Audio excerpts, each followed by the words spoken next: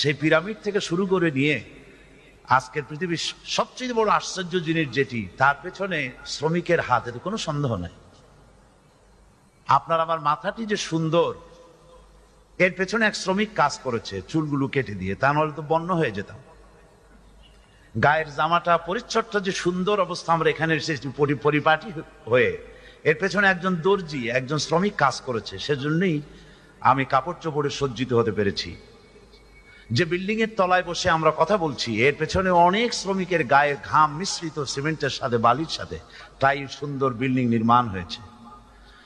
সুতরাং অর্থনৈতিক প্রবৃদ্ধি এবং জাতীয় উন্নয়ন, অর্থনৈতিক উন্নয়নে সব থেকে গুরুত্বপূর্ণ ফ্যাক্টর হচ্ছে মালিক এবং শ্রমিকের মধ্যে সুসম্পর্ক।